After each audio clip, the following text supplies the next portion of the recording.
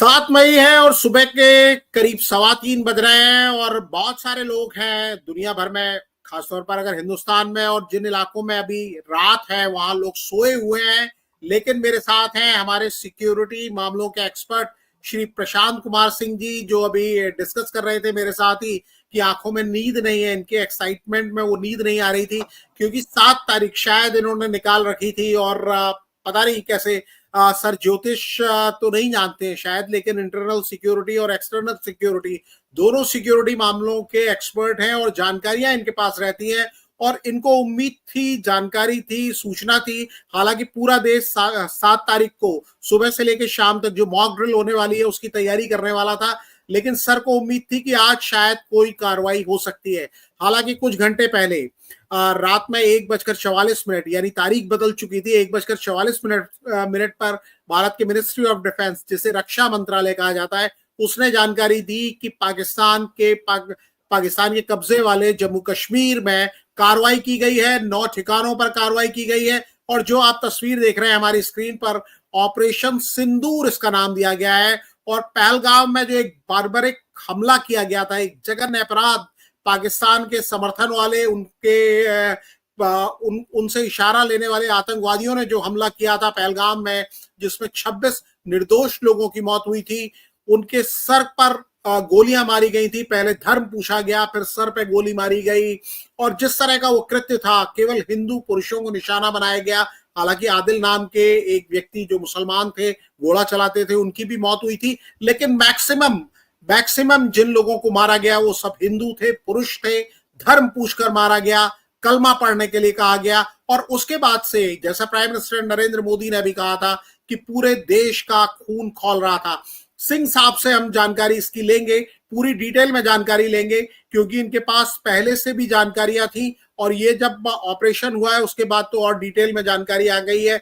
लेकिन मैं आपको ये बताना चाहता हूं कि जैसा मैंने आपको बताया कि ऑपरेशन सिंदूर इस पूरे अभियान का नाम दिया गया है।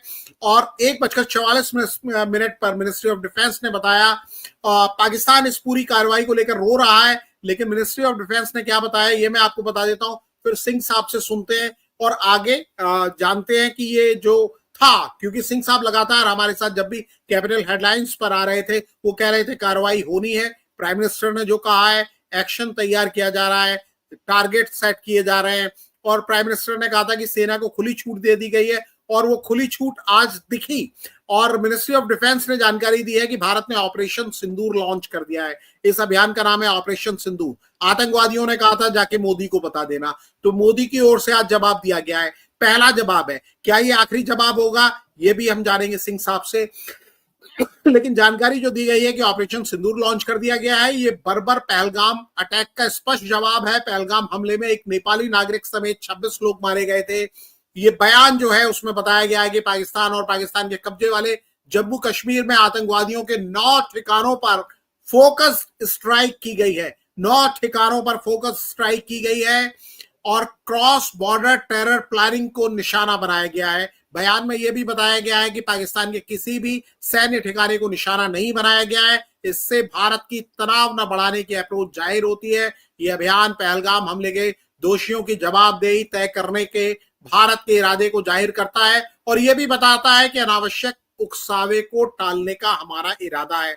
यह सीधी सी बात है सिंह साहब, क्योंकि यूएनएससी यानी यूएन सिक्योरिटी काउंसिल की जो मीटिंग हुई थी, बंद कमरे में वो मीटिंग हुई, 5 तारीख की देर रात को मीटिंग हुई और उस मीटिंग में कुछ पाकिस्तान जो चाहता था वो हो नहीं पाया। पाकिस्तान अस्थायी सदस्य है इस समय यूएनएससी का, लेकिन तमाम देश, जो जानकारी बाहर निकल कर आई उसमें बताया गया जितने भी सदस्य देश थे यूएनएससी के, उन्होंने पाकिस्तान से तीखे सवाल पूछे, आतंकवाद को पनाह देने के बारे में सवाल पूछा और तमाम जानकारियां पाकिस्तान से मांगी गई। और यह भी कहा गया कि भारत ने जो हमला झेला है, जो लोग मरे हैं, जो शहीद हुए हैं, जिनको बहुत सारे लोग शहीद ही कह रहे हैं और शहीद कहना ही शायद उचित है, वो निर्दोष लोग थे, उनको निशाना बनाया गया, उसकी बड़ी निंदा की गई। और यह भी कहा गया कि तनाव को घटाएं और पाकिस्तान चाहता था कि बीच में दूसरे देश भारत पर दबाव बनाए, लेकिन यूएनएससी की मीटिंग में साफ तौर पर कहा गया कि दोनों देश आपस में बात करें। और पाकिस्तान जिस तरह करता है वो चाहता नहीं है कि तनाव घटे, वरना तनाव काफी घट गया होता।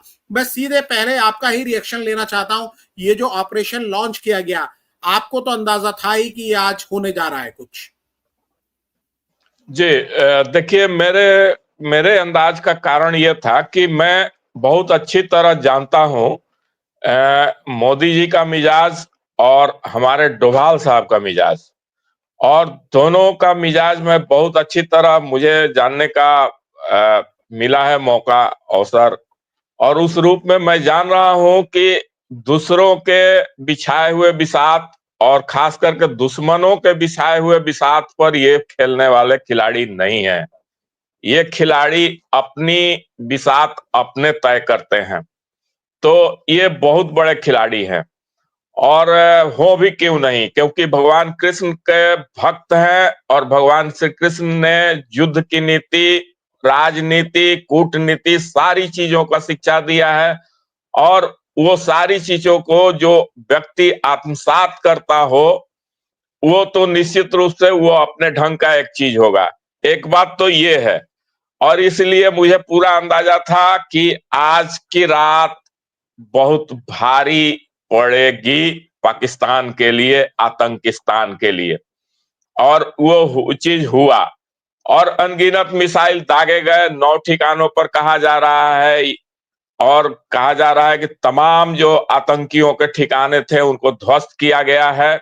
और वहां के लोगों के फुटेज जो दिखाई दिए जा रहे हैं, हालांकि वहां ब्लैकआउट किया गया, फिर भी मोटरसाइकिल से लोग भाग रहे हैं, इधर उधर अफरा तफरी का जो माहौल है, जो मीडिया चैनलों में आने लगा है अभी लाइव वहां का, तो उन सब चीजों से बहुत सारी चीजें स्पष्ट हो रही हैं। तो ये सारी चीजें तो पूरा क्लियर है, और सुबह तक सारी चीजें लोगों के सामने क्लियर भी हो जाएंगी। लेकिन मैं इस चीज में ये बताना चाहता हूं कि जो आपने बहुत सारी चीजें पहले भी कह दिया कि यूनाइटेड नेशन सिक्योरिटी काउंसिल और यूनाइटेड नेशंस वगैरह वगैरह, तो इसमें कई एंगल है। मोदी जी की नीति है कि इस आतंकिस्तान को, उसको पाकिस्तान कहना तो गलत होगा, ये शुरू से आज तक 1948 से ही, जब से इसने कबायली भेज के पीओके कब्जा किया, और जब तब से हम लोगों के साथ हमेशा ही दुश्मनी की भावना, और उसके साथ साथ इस तरह की हरकतें, हमेशा पीठ में छुरा घोंपने वाली बात, चाहे कारगिल हो या उसके पहले तमाम चीजें या उसके बाद की चीजें, तो ये सारी चीजें होती रही है। तो उस संदर्भ में आतंकिस्तान ही मैं कहना पसंद करता हूं। और आतंकिस्तान को गिदड़ की मौत मारना मोदी जी ने तय किया है। और एक चीज और मोदी जी की सरकार की रणनीति रही है कि इस चीज में दूसरों को हाथ सेकने का मौका नहीं देंगे। जो भारत करेगा आतंकिस्तान के खिलाफ कार्रवाई, उसके आग में कोई और हाथ सेक ले, इस चीज का संभावना वो नहीं के बराबर छोड़ना चाहते हैं। और इसको तिल तिल कर, तड़पा तड़पा कर इस आतंकिस्तान को मारा जाएगा, खत्म किया जाएगा, डिस्ट्रॉय कर दिया जाएगा। ये रणनीति बना के, ठीक है इसमें टाइम लगेगा, ये आप रात भर का काम नहीं है, ये एक दिन का काम नहीं है, लेकिन एक दिन ये जरूर होकर रहेगा, ये भी तय है। तो उस हिसाब से रणनीति बनाते हैं और उस हिसाब से कार्रवाई करते हैं। तो ये बहुत तगड़ी चोट उन्होंने दी है, और इस चीज को कैसे रिएक्ट करता है उसके अनुसार हमारी पूरी तैयारी है। हमारे पूरे सीमा पर इजराइल से जो आयरन डोम मिला है वो तैनात है, जो रूस से हमें S-4 मिला है, 400 S-400 मिला है, वो तैयार है। और इसके अलावा जो हमारा स्वदेशी मैन्युफैक्चरिंग है और बहुत ही उत्कृष्ट क्वालिटी के वेपन्स हैं, वो तैयार हैं। और हम किसी भी तरह के उधर से कोई भी चीज आता है तो उसको रोकने, उसको डिस्ट्रॉय करने, आसमान में ही खत्म करने में हम सक्षम हैं। ये चीजें हुई हैं। इसके अलावा एक चीज बता दूं कि आज तो खैर डेट के हिसाब से बदल गया, डेट आज 6 तारीख हो गया। 5 तारीख को ही समुंदर में एक माइंस तैयार हुआ है। तो वो माइंस किसी भी पनडुब्बी, किसी भी जंगी जहाज को डिस्ट्रॉय करने में उसका सफल परीक्षण किया गया है, और उसका वेपनरी हमारे पास स्टॉक में मौजूद है। तो कुछ लोग जैसे भय पैदा कर रहे थे कि तुर्की का एक जहाज आकर, जंगी जहाज आकर कराची एयरपोर्ट पर, सी पोर्ट पर लगा हुआ है, तो वो एक साइकोलॉजिकली बढ़त लेने की कोशिश कर रहे थे। तो वो सब चीजों को नल एंड वॉइड करने के लिए तत्काल हमने एक परीक्षण किया। वो तो पहले से हमारे पास बंद कर रखा हुआ था और बहुत गोपनीय ढंग से रखा गया था, लेकिन हमारे डिफेंस मिनिस्ट्री ने तय किया कि उसको परीक्षण करके और दिखा दिया जाए। तो वो परीक्षण भी हमने दिखा दिया। समुद्र में वो एक लैंड माइंस जैसे होता है, उस तरह का एक माइंस सिस्टम है जो किसी भी पनडुब्बी, किसी भी दुश्मन के जंगी जहाज ये सब को भारी डैमेज कर सकता है और ऐसा डैमेज कर सकता है जिससे उसको उबरना मुश्किल कर देगा। तो ये सारी चीजें, इसके अलावा एक और डेवलपमेंट हुआ कि रूस ने हमें तत्काल एक जंगी जहाज भेजा जो हमारा तीसरा, दो तो पहले से है हमारे पास, आईएनएस विक्रमादित्य और आईएनएस विक्रांत। एक तीसरा बेड़ा हमारे पास साथ शामिल हुआ और हम मतलब हिंद महासागर में अपनी क्षमता का काफी विस्तार कर चुके हैं, ये भी तय है। और एक तरह से कहा जाए तो हमने पाकिस्तान को चारों तरफ से घेर के रख लिया है। चारों तरफ से नहीं, लेकिन दो तरफ से, चूंकि हमारी सीमा एक भौगोलिक सीमा लगती है, फिजिकल सीमा हमारा लैंड रूट लगता है, और एक समुद्र की सीमा, दोनों तरफ से हमने बहुत मजबूती के साथ घेर के रखा है। और हम किसी भी तरीके से एडवेंचर अगर करता है पाकिस्तान तो उसको हम ध्वस्त कर देने की ताकत रखते हैं और जज्बा भी रखते हैं। और आज जो कार्रवाई हुई है उससे हमारा जो सैन्य मनोबल बढ़ेगा और सेनाओं को जो मोदी जी ने छूट दे रखी थी, सेनाओं ने उसको बहुत ही चतुराई से और बहुत ही बुद्धिमानी से उसको यूज किया। जो पाकिस्तान लगातार उकसावे की कार्रवाई कर रहा था लाइन ऑफ कंट्रोल पर, जो सीज फायर का उल्लंघन लगातार कर रहा था, वहां हमारी सेनाओं ने थोड़ा सा लो प्रोफाइल दिखाया। तो इस चीज को दुश्मन भले न समझ पाए, लेकिन हम लोग समझ रहे थे कि हमारी सेना ने लो प्रोफाइल दिखाने का पीछे क्या मकसद है, क्योंकि हमारी सेना ने तय किया था कि इसको हेवी डोज देना है, जो आज आधी रात को देकर हमारी सेना ने दिखा दिया। और हमने, हमारा सीना निश्चित रूप से आज 56 इंच का सीना दिख रहा है, महसूस कर रहे हैं, और एकदम एक्साइटमेंट है इस बात को लेकर हर भारतीय, हर भारत के नागरिक को। आज का दिन अपने सेना के तीनों अंगों पर, अपने सीमा के बीएसएफ पर और तमाम सैन्य अर्धसैनिक फोर्सेज पर आज भारी गर्व का विषय है। जी सर, बिल्कुल बिल्कुल भारी गर्व का विषय है। और मैं ये भी कहना चाहूंगा आपसे कि बहुत सारे लोग चाहते थे, बहुत सारे लोग इंतजार कर रहे थे। प्राइम मिनिस्टर नरेंद्र मोदी ने खुद भी कहा था कि पूरे देश का खून खौल रहा है। और उन्होंने एक बात और कही, और जब वो अपना दौरा बीच में छोड़ कर आए सऊदी अरब का, और आने के साथ ही सीसीएस की मीटिंग ली, उसके बाद बिहार पहुंचे। बिहार की जमीन जहां आप बैठे हुए हैं, वहीं से प्रधानमंत्री नरेंद्र मोदी ने सार्वजनिक तौर पर पहला ऐलान किया और कहा कि कल्पना से बड़ी सजा मिलेगी। तो लोग पूछ रहे थे कि 12 दिन हो गए, 13 दिन हो गए, क्या सजा आप देंगे। हालांकि गृह मंत्री भी कह चुके थे कि भाई चुन चुन के मारेंगे। और रक्षा मंत्री ने, जो संडे का प्रोग्राम था, आज तो 7 तारीख है, 2 दिन पहले उन्होंने भी कहा था कि प्राइम मिनिस्टर नरेंद्र मोदी को आप जानते हैं, उनके इरादे कितने दृढ़ हैं वो आप जानते हैं, देश को बताया था। तो एक भरोसा तो था कि होने जा रहा है। और आपने तो जैसे तारीख भी तय कर दी थी कि 7 तारीख को होगा। प्राइम मिनिस्टर ने क्या कहा था, 6 तारीख की शाम को एबीपी न्यूज जो एक चैनल है उसके एक प्रोग्राम में गए थे, कैसे इशारों में मुस्कुराते हुए उन्होंने बात की थी, कोई तनाव नहीं दिख रहा था। मैं जरा सा एक आपको 20-30 सेकंड की उनकी एक बाइट सुना देना चाहता हूं, उसके बाद ये बताऊंगा कि आप अकेले नहीं जाग रहे हैं इस समय, बहुत सारे लोग एक्साइटमेंट में जाग रहे हैं। और जो एक्स है, जिसे पहले ट्विटर कहा जाता था, उस पर तमाम लोग क्या लिख रहे हैं ये भी मैं बताऊंगा सर। और आपसे पूछूंगा कि क्या ये बदला पूरा हो गया है या ये केवल अभी शुरुआत है, ये भी मैं आपसे पूछने वाला हूं। लेकिन पहले प्राइम मिनिस्टर को सुन लेते हैं। वैसे आजकल तो मीडिया में तो पाकिस्तान को कहीं ना कहीं ये समझ में आ रहा था, और बहुत सारे लोग जो हमारे देश के अंदर बैठे हैं उनको लग रहा था कि ये पानी रोकेंगे, ये इस तरह की कार्रवाई करेंगे। कई लोग, मतलब जो, जैसे आप तो सिक्योरिटी एक्सपर्ट हैं, वो किसी चीज के एक्सपर्ट नहीं है, धर्मशास्त्री लोग, अविमुक्तेश्वरानंद जी जैसे लोग कह रहे थे कि पानी रोक लोगे तो रखोगे कहाँ। मतलब इस तरह के सवाल अपनी सरकार से पूछे जा रहे थे। और कई लोगों को ऐसा लग रहा था कि इसी तरह की कार्रवाई सरकार करेगी, क्योंकि अमेरिका हो, चाइना हो, बाकी देश हो, वो कह रहे थे तनाव घटाओ। तो लोगों को, बहुत सारे लोगों को लग रहा था कि शायद भारत कोई कार्रवाई नहीं करेगा। आपका आकलन हालांकि अलग था। हमारे साथ जब भी आप कार्यक्रम में आ रहे थे, आप लगातार अपनी बातों को खुलकर रख रहे थे, और जैसा आपने खुद भी बताया कि पीएम को, डोवाल साहब को आप करीब से जानते हैं, उनके काम करने के तरीके जानते हैं, तो शायद इसीलिए आप पहचान भी रहे होंगे कि क्या होने जा रहा है।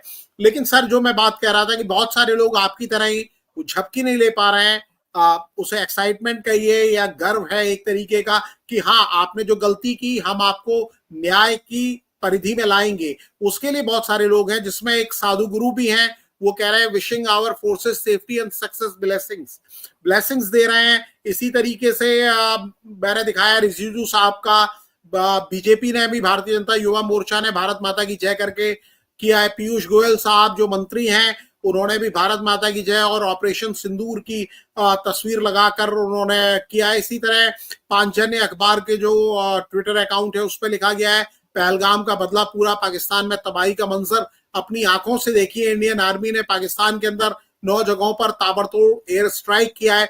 हालांकि एयरफोर्स ने किया है, इन्होंने आर्मी लिखा है, लेकिन बात एक ही है, शायद मैसेज वहां पहुंच रहा है। भारत ने मिसाइल अटैक कर खूंखार इस्लामी आतंकियों के अड्डे को तबाह किया है। सर, मैं एक चीज और समझना चाहता हूं, जो मिनिस्ट्री ऑफ डिफेंस की तरफ से बयान भी आया है कि भारत ने पाकिस्तान के किसी मिलिट्री ठिकाने को निशाना नहीं बनाया, उनके जो किसी ऐसी चीज को नहीं बढ़ाया जिससे तनाव बढ़े या बाकी देश भारत पर क्वेश्चन करें। तो ये रणनीति आप इसे किस तरह से देख रहे हैं? क्योंकि पाकिस्तान सीधे तौर पर उन्हें पनाह दे रहा है, तो असली मकसद है दोषियों पर कार्रवाई। पाकिस्तान को अभी छेड़ा नहीं गया है, क्योंकि भारत ये भी दिखाना चाहता है कि हम बेवजह का उकसावा नहीं चाहते हैं। आपकी जो गलती है या जो लोग गलत कर रहे हैं, हम उनको ही सजा देंगे, उनको ही दंड देंगे। इस रणनीति को लेकर आप क्या कहेंगे? या अगला निशाना पाकिस्तान का होगा? पहले आतंकियों को पीटा, अब इसके बाद अगला नंबर पाकिस्तान का होगा? देखिए, यहाँ एक चीज है कि वो जानबूझकर ये सब चीजें, रणनीति अपनाई जा रही है कि एक स्टेप बाय स्टेप कोई चीज को एडॉप्ट किया जाए, अचानक सडनली, क्योंकि अपने पर ब्लेम भी नहीं लेना है। और मैंने पहले भी कहा कि और किसी प्लेयर को इस गेम में शामिल नहीं करना है, घुसने नहीं देना है, उसका भी स्कोप नहीं छोड़ना है। क्योंकि अभी हमारी दूसरी चीजें देखिए कि आज ही के डेट में हमारा ब्रिटेन के साथ, ग्रेट ब्रिटेन के साथ एक फ्री ट्रेड एग्रीमेंट हुआ है, एफटीए। तो हम बड़ी तेजी से आर्थिक तरक्की और अपना निर्यात बढ़ाने की ओर भी लगे हुए हैं। और जब तक आप आर्थिक रूप से सक्षम नहीं है, ये तो हमारी आर्थिक सक्षमता की बात भी है कि आज तमाम लोग, एक बार जो हमारे विदेश मंत्री ने आंख दिखा दिया कि खबरदार कोई उपदेश हमें नहीं देगा, सहयोग करना है सहयोग करो, उपदेश नहीं दो, तो सबका सुर बदल गया, सबका स्वर बदल गया। तो ये हमारी आर्थिक क्षमता भी है उसके पीछे, सिर्फ उनकी डिप्लोमेसी और उनकी बातों का वजन ही नहीं है, उनकी बातों में भी वजन है, उनकी डिप्लोमेसी और उनके अनुभव का भी एक खासियत है, लेकिन इसके साथ साथ हमारी आर्थिक क्षमता का भी एक उसके पीछे भारी ताकत है। तो ये चीजें भी है। तो मोदी जी बहुत ज्यादा डेविएट नहीं होना चाहते हैं, मेन कल्प्रिट्स को सजा देना है, और उसमें जो बाकी रह जाएंगे, क्योंकि कहीं ना कहीं से ये फीडबैक तो आ ही जाना है कि उसमें कौन बच गया। जो बच गया वो भी नहीं छोड़ा जाएगा। जो खत्म कर दिए गए वो तो ठीक है, जितने भी खत्म कर दिए गए, जो बच गए उनको भी नहीं छोड़ा जाएगा। उनको खत्म, एलिमिनेट करने के लिए क्या रणनीति अपनाई जाएगी वो तो सरकार तय करेगी, और वो बताकर नहीं की जाती है। तो ये चीजें भी होंगी, लेकिन अब ये चीज है कि यदि उसके बाद पाकिस्तान के तरफ से कोई रिएक्शन होता है या रिटेलिएशन होता है, तब हम अपना अगला स्टेप उठाएंगे। और यही कारण है कि अभी उनके मिलिट्री इंस्टॉलेशंस पर अभी नहीं कुछ कार्रवाई किया गया है। हालांकि हमारे कई डिफेंस एक्सपर्ट्स इस व्यू के थे कि जब तक उनके डिफेंस फोर्सेस के ब्लीडिंग नहीं होंगे, उनके खून नहीं बहेंगे, तब तक तो ये मदरसा में, चूंकि वहां तो यही उनका जिहाद है कि ज्यादा से ज्यादा बच्चा पैदा करो, उन्हें मदरसा में पढ़ाओ, उन्हें साइंटिस्ट मत बनाओ, उन्हें एजुकेशनिस्ट मत बनाओ, उन्हें मदरसा में पढ़ाकर आतंकी बनाओ और आतंक करने के लिए भेज दो, एक्सपोर्ट कर दो, वो फिर जन्नत के चक्कर में लग जाएंगे और बम फोड़ते चलेंगे अपने शरीर में बांधकर। तो उस तरह की चीजें, तो उसमें उनके मरने से जो वहां का मिलिट्री है, जो वहां की आर्मी है, जो इस आतंक का मेन जो कहिए कि ये है सूत्रधार है, वो तो अभी भी सेफ है, उसको तो कुछ हुआ नहीं। तो बहुत सारे हमारे एक्सपर्ट्स इस व्यू के रहे हैं कि उनको भी ब्लीड करना जरूरी है, लेकिन अब कैसे किया जाएगा, अभी कुछ गवर्नमेंट के पास जरूर कुछ अपना रणनीति बनाकर रखे होंगे कि उनको कैसे हम सबक सिखाएं। तो हो सकता है कि उनको इस भरोसे छोड़ दिया जाए कि इंटरनली उनको पिटाई करने का स्कोप बनाकर छोड़ दिया जाए, ताकि इंटरनली उनको, उनकी ही जनता उनको पीटना शुरू कर दे। क्योंकि अभी कई घटनाएं हुई हैं, अभी जो पानी बंद हुआ, आपने अभी दिखाया भी कि मोदी जी बहुत मुस्कुरा रहे थे, बहुत ढंग से बता रहे थे, तो भारत का हक, पानी भारत को मिलना चाहिए, तो वहां उसका असर देखने को मिलने लगा है। और उसका गुस्सा भारत से कम वहां जनता को गुस्सा, इसके लिए जिम्मेवार वहां की आर्मी पर निकल रही है। एक पुलिस वाला भी आर्मी के खिलाफ आवाज उठा रहा है। वहां के लाल मस्जिद जो इस्लामाबाद में है, वो लाल मस्जिद के सारे मौलाना आर्मी के खिलाफ आवाज उठा रहे हैं। और इतना ही नहीं, वहां पंजाब के अलावा सिंध, बलोच और पख्तून ये सारे लोग वहां के आर्मी के खिलाफ आवाज उठा रहे हैं कि करते हैं वो और भुगतना उनको पड़ रहा है। तो ये चीजें हो सकती है। तो ये भी एक बहुत बड़ा टैक्टिस होता है कि वहां की आर्मी वहीं के लोगों द्वारा पीटी जाए और उनकी पिटाई वहीं के लोगों द्वारा हो जाए, तो सांप भी मर जाए और लाठी भी न टूटे। जी बिल्कुल सर, बिल्कुल बिल्कुल यही स्थिति होती हुई नजर आ रही है। और इस बीच में पाकिस्तानी सेना के जो प्रवक्ता हैं उन्होंने भी पुष्टि कर दी है, उनका बयान भी आ गया है कि वो पुष्टि कर चुके हैं कि भारत ने बल्कि जगह के नाम भी दे दिए, मुजफ्फराबाद, कोटली और भावलपुर में हमले किए हैं। और इन्होंने ये कहा है कि हम नुकसान का आकलन करेंगे। उन्होंने ये दावा किया है कि भारत का कोई विमान या जेट पाकिस्तान के एयर स्पेस में नहीं घुसा है।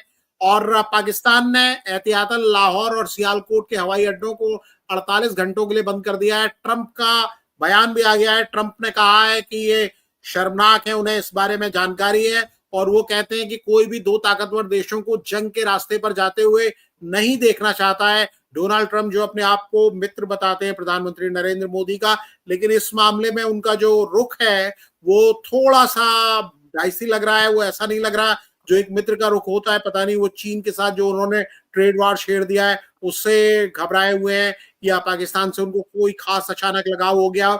लेकिन बाकी जो उनके यहाँ के नेता हैं तमाम, चाहे वो उनके उपराष्ट्रपति वेंस जब आए थे उसी समय वो हमला हुआ था, या बाकी लोग, वो भारत के पक्ष में बोलते रहे हैं लगातार। उनके विदेश मंत्री हो, उनके रक्षा मंत्री हो, उन्होंने लगातार भारतीय नेताओं से बात की है। और हमारे जो नेशनल सिक्योरिटी एडवाइजर हैं एनएसए साहब, डोभाल साहब, उन्होंने भी अमेरिका के एनएसए से बात की है, वहां के विदेश मंत्री मार्को रूबियो से बात की है और उनको भी ब्रीफ कर दिया है कि भारत ने क्या किया है, कैसा एक्शन लिया है। तो ये सब कुछ पहले से तैयारी थी। प्राइम मिनिस्टर आराम से प्रोग्राम में गए, उनको green signal naturally prime minister ने दिया होगा। सेना को खुली छूट देने का मतलब कई लोग समझना चाह रहे थे, तो सेना को खुली छूट देने का मतलब मैं आपसे भी समझना चाहूंगा। मेरी समझ में सेना को जो खुली छूट सरकार ने दी थी या प्राइम मिनिस्टर ने दी थी वो ये थी कि आप टारगेट तय कर लो, अपनी तैयारी तय कर लो, हम आपके ऊपर प्रेशर नहीं बनाएंगे, पब्लिक के प्रेशर को हम अपने ऊपर लेंगे। जब आप बिल्कुल तैयार होगे तभी हम आपसे कहेंगे कि आप एक्शन लो।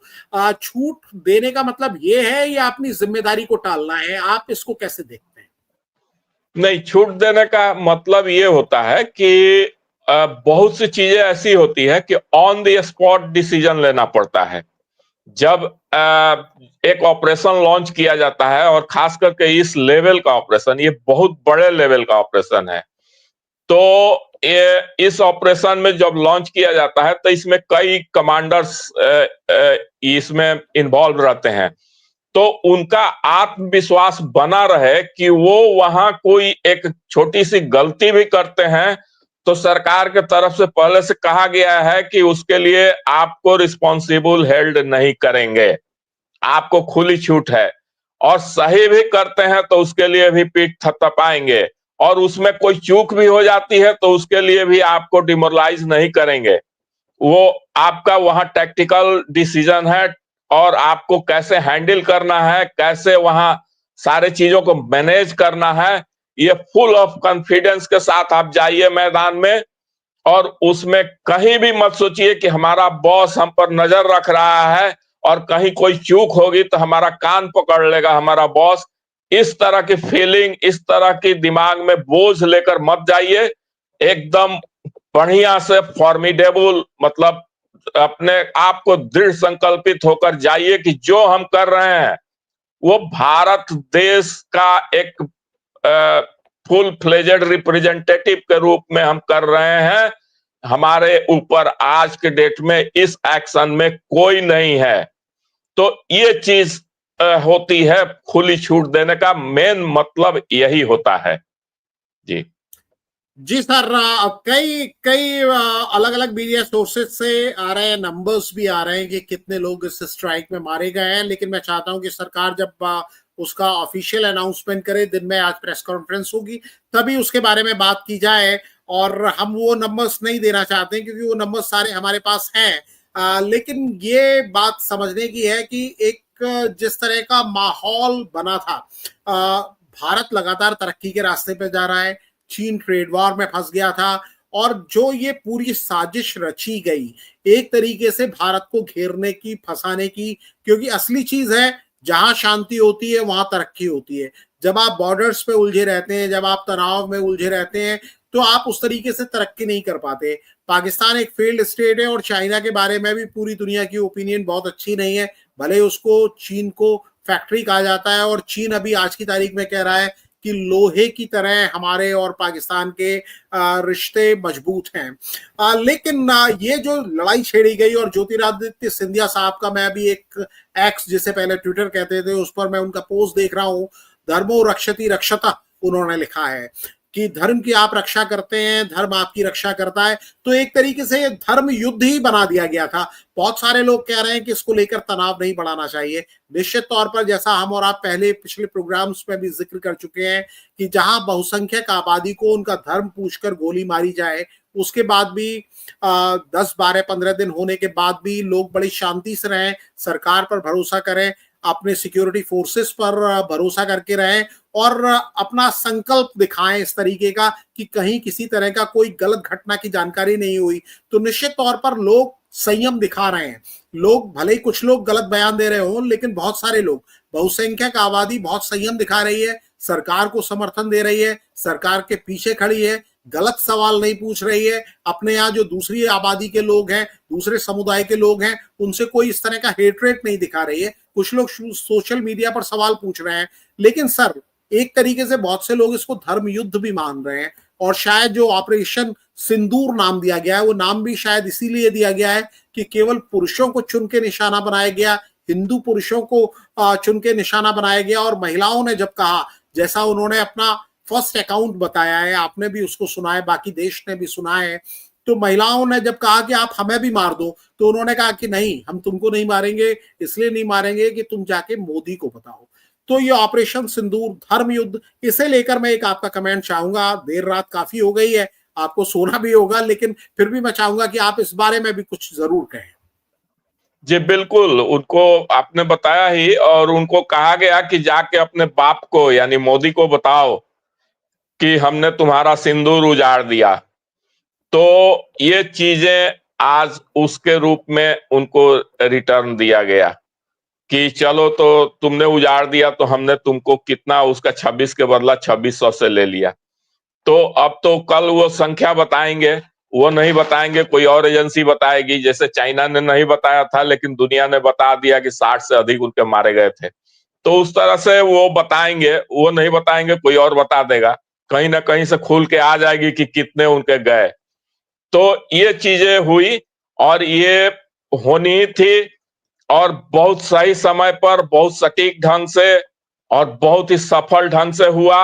और इसके बाद भी हमारी जो तैयारी है जो जबरदस्त इतने दिनों में 10 दिन 12 दिन जो टाइम लिया गया, उसमें जो हम लोगों ने अपना व्यूह रचना किया वो शानदार रहा। और वो ऐसा व्यूह रचना है कि अब दुश्मन देश, हमको नहीं लगता है कि अब कोई भी एडवेंचर करने की स्थिति में है। वो इसको स्वीकार करके अपना चुपचाप रहना पसंद करेगा। यदि नहीं करता है तो हमारे पास आगे का ऑप्शन खुला हुआ है, क्योंकि हम फुली तैयार मोड में हैं। अभी जो हमारा मोड है उसको ध्यान दीजिए, गौर कीजिए, एकदम हम पूर्णतः तैयार स्थिति में है, तैयार मोड में है। और किसी भी इवेंचुअलिटी को हम तुरंत टैकल कर सकते हैं, तुरंत रिटेलिएट कर सकते हैं, तुरंत उसको जवाब दे सकते हैं। जी बिल्कुल सर, और प्रतिक्रियाओं का दौर लगातार जारी है। और एक ट्विटर हैंडल पर यानी एक्स हैंडल पर लिखा गया है, बाहों से हम अंबुदी आघात खाएंगे, धस जाएगी ये धरा अगर चाहेंगे। और वो दिखा भी रहे हैं हमारे जवान और जिस तरह की कार्रवाई की गई है, और बिल्कुल सटीक सुस्पष्ट कार्रवाई की गई है। और बहुत सारे लोग सर ये कह रहे हैं कि इस बार सबूत खुद पाकिस्तान दे रहा है। शायद वो सर्जिकल स्ट्राइक और एयर स्ट्राइक जो भारत ने उरी के बाद किया था या फिर पुलवामा के बाद किया था, तो बहुत सारे लोगों ने सबूत मांगे थे, उधर से भी इधर से भी। तो अब लोग लिख रहे हैं कि इस बार सबूत खुद पाकिस्तान दे रहा है। मतलब इस बार किसी को सबूत मांगने की जरूरत नहीं है, जो कार्रवाई हो रही है वो साफ नजर आ रही है, सबको नजर आ रहा है। तो सर हमने आपको इस क्या कहा जाए, बिल्कुल तड़के बुला लिया। इसलिए बुला लिया क्योंकि हम चाहते थे कि आपसे बात की जाए और समझा जाए मामले को, क्योंकि बिल्कुल ताजा ताजा मामला है। बहुत सारे लोगों को तो शायद जानकारी भी नहीं होगी, सुबह उठेंगे तो वो टीवी चैनल्स पर देखेंगे, लेकिन ऑन रिकॉर्ड, क्योंकि आप लगातार कहते रहे थे, आप उन लोगों में थे जिनको भरोसा था और जानकारी भी थी। क्योंकि बहुत सारी जानकारी मैं जानता हूं कि आप देते नहीं है लोगों को, क्योंकि आपके पास जानकारी का भंडार है, इससे भी ज्यादा जानकारी आपके पास है। आपके पास वो दौर भी आपको याद होगा 71 में, तो शायद आप उस भूमिका में नहीं रहे होंगे जो भूमिका बाद में आपने 30-35 साल तक निभाई। लेकिन करगिल में आपने देखा होगा, बाकी समय आपने देखा होगा, वो सब भी हम आपसे जानना चाहेंगे, समझना चाहेंगे। लेकिन इस समय सर आपने जो कहा और जिस तरीके आपसे आपने गर्व की बात की, और तारीख तो आपने बता ही रखा था कि 7 तारीख को कुछ होने जा रहा है, इसीलिए मुझे लगा कि जैसे ही कार्रवाई हुई, कार्रवाई के समय भी आपको जानकारी थी, लेकिन हमने कहा कि जब मिनिस्ट्री ऑफ डिफेंस का बयान आ जाए तभी आपसे बात की जाए। सर कल फिर अगर आपके पास कल का मतलब आप तो तारीख बदल ही गई है, शाम को अगर आपके पास समय होगा तो फिर दोबारा एक बार हम इस मुद्दे पर चर्चा करना चाहेंगे। तब तक तस्वीर काफी साफ हो जाएगी। अभी जानकारी आ रही है मीडिया रिपोर्ट्स के जरिए कि उरी सेक्टर में पाकिस्तान की तरफ से फायरिंग हो रही है, शायद वो खींच मिटाने की कोशिश है। और ये भी बताया जा रहा है जिस डिफेंस सिस्टम की आप बात कर रहे थे, उस एयर डिफेंस सिस्टम से पाकिस्तान का एक जेट भी क्रैश हो गया बताया जा रहा है। हालांकि ये कितनी पुष्ट खबरें हैं इसकी जानकारी सुबह ही हो पाएगी। सर आपने इस समय हमें टाइम दिया और हमसे बात की, आपका बहुत आभार, शुक्रिया, नमस्कार। और जिन लोगों ने भी ये कार्यक्रम देखा उनका भी आभार, नमस्कार।